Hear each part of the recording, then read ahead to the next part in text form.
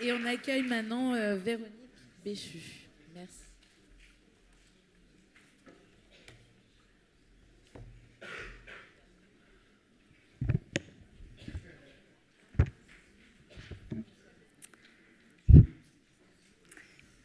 Bonjour à toutes et à tous. Alors moi, la question qui m'a été posée est la suivante. Concernant les réseaux sociaux et l'accès à Internet comme source d'information ou autre, quelles mesures préventives et de protection sont nécessaires? Alors vous voyez un petit peu d'où je viens. Tout d'abord, je me suis donc dit qu'il était étrange de solliciter un membre des forces de l'ordre pour répondre à cette question qui a quand même une grosse orientation prévention. Et puis je me suis dit qu'en fait le rôle des services répressifs, et plus particulièrement de ceux luttant contre les violences sexuelles faites aux mineurs, était bien évidemment de protéger les mineurs, qu'ils soient victimes ou auteurs. Néanmoins, pour remplir ma mission, j'ai pris le parti, oui je suis très électron libre, mes anciens directeurs vous le diront, j'ai pris le parti de répondre à une autre problématique en amont, qui était celle de la diversité des trajectoires criminelles des mineurs auteurs de violences sexuelles, de l'usage du numérique au passage à l'acte.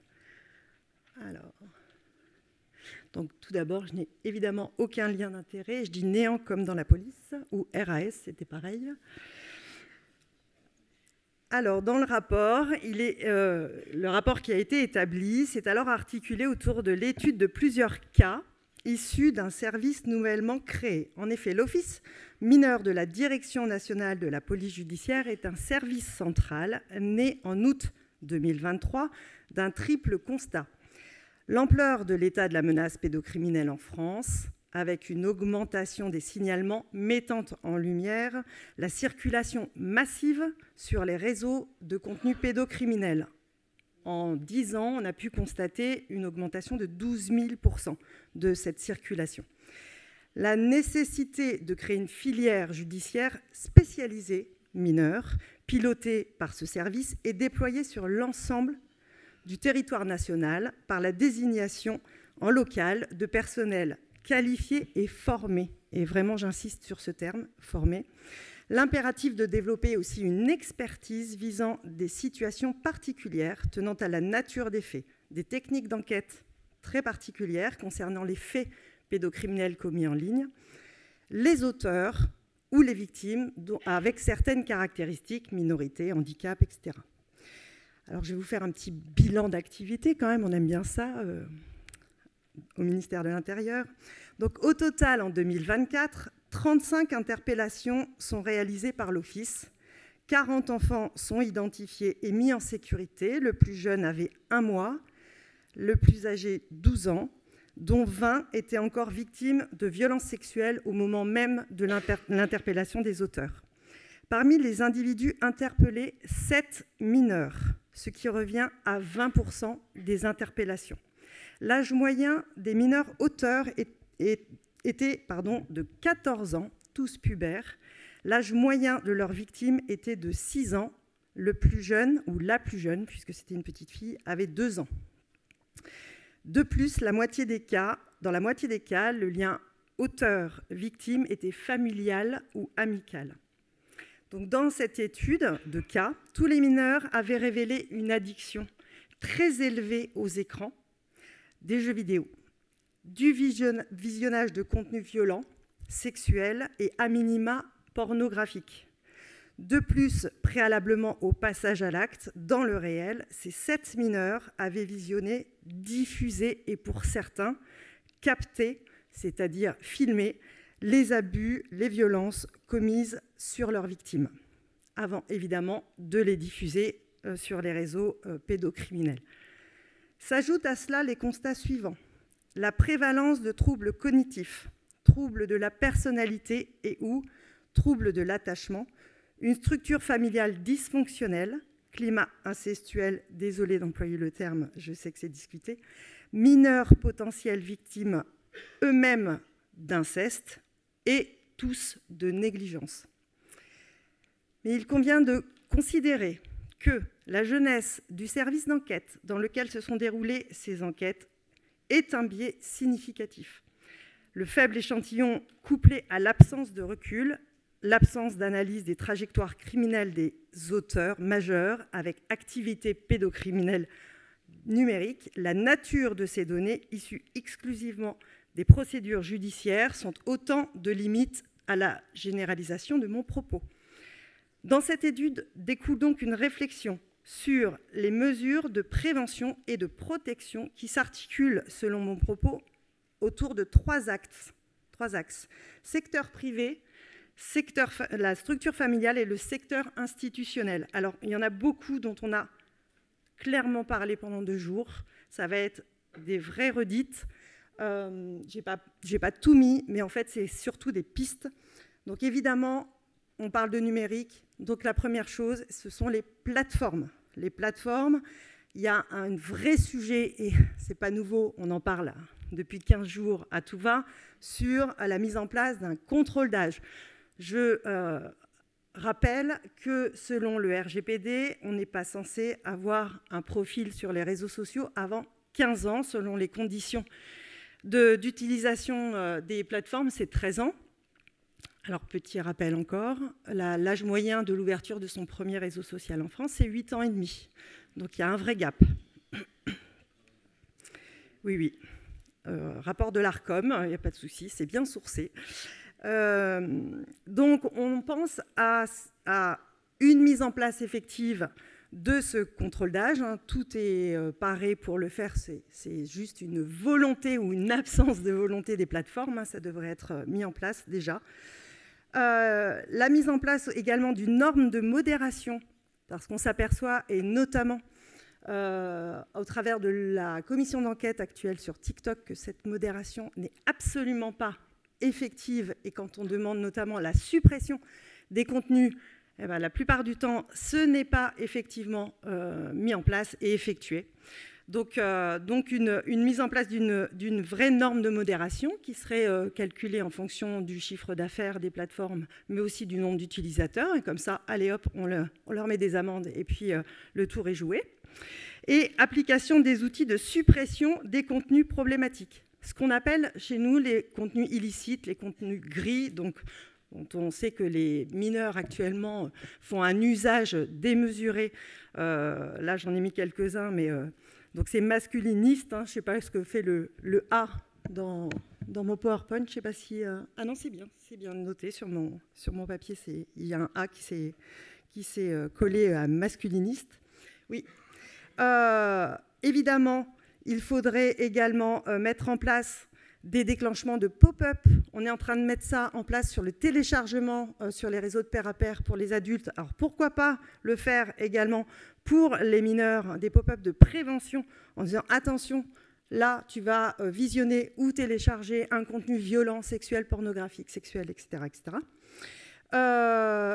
Évidemment, on ne peut pas ne pas prendre en compte les parents sur cette responsabilisation et cette sensibilisation, puisque les parents méconnaissent complètement l'usage que font leurs enfants des réseaux sociaux et ce qu'ils visionnent à tour de bras toute la journée.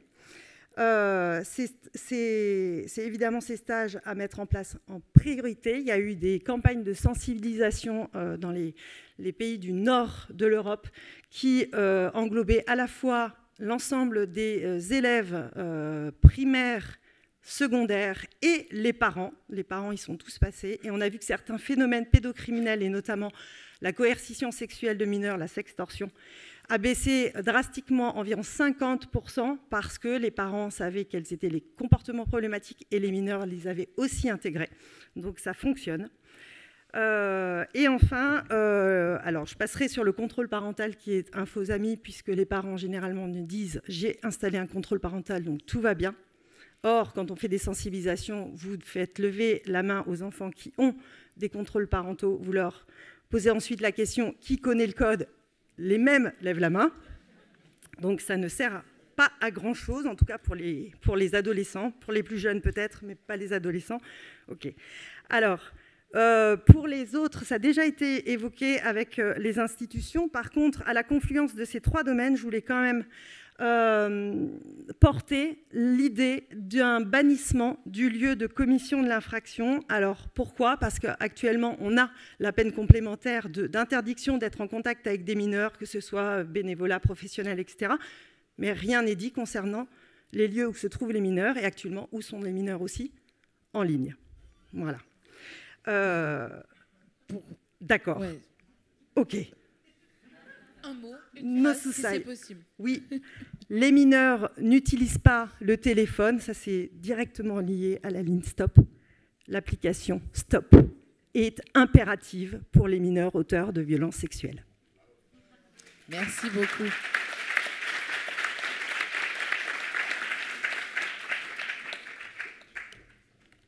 Question de la commission pour commencer. Merci. Véronique, merci. Merci beaucoup de ton rapport et de ta présentation.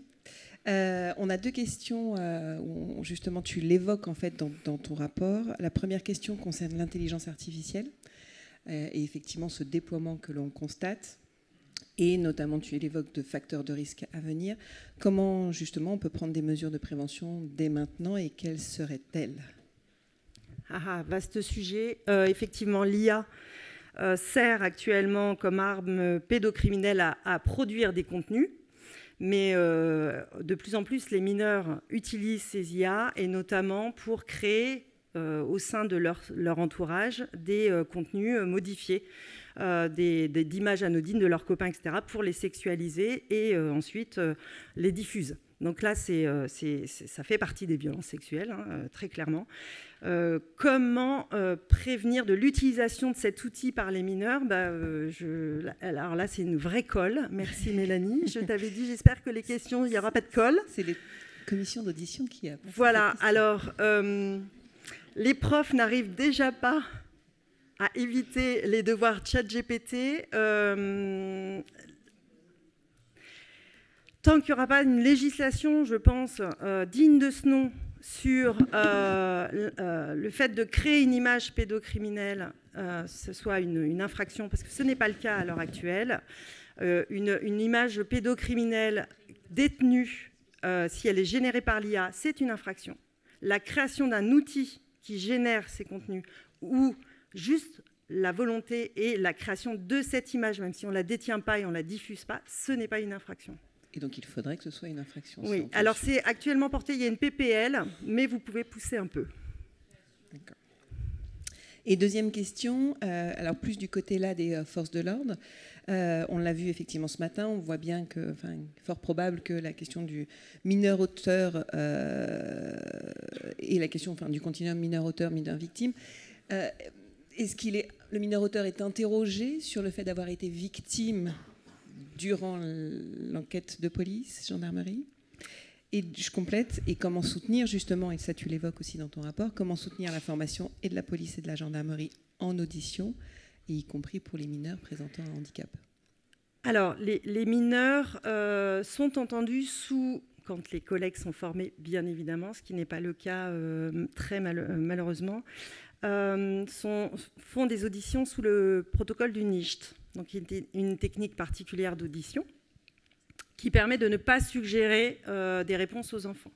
On utilise cette même technique pour entendre les mineurs auteurs, et les auteurs tout court d'ailleurs, même les auteurs adultes, parce qu'on s'est aperçu que c'était un bon moyen pour eux de révéler des choses sans qu'on ait à leur poser des questions.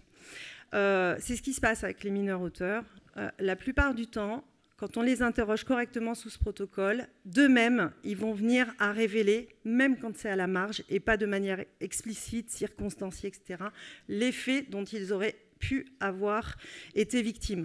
Donc c'est toujours un champ qu'on investigue, peut-être pas frontalement parce que le mineur a toujours du mal à en parler et il ne fait pas le lien entre « j'ai peut-être commis ce type de fait parce que moi-même j'ai été victime ». Et il va se dire « je suis déjà les deux pieds dans la boue parce que j'ai été interpellé en faisant telle ou telle chose, je ne vais pas en plus devoir leur révéler ce qui s'est passé ». D'autant plus que souvent, c'est dans le milieu intrafamilial ou de confiance, et donc ça surajoute au niveau émotionnel. Voilà. Et la formation, alors, que dire? Ça devrait être obligatoire, en fait, pour tout fonctionnaire de police ou de gendarmerie, avant de prendre ses fonctions dans un service dédié, même très...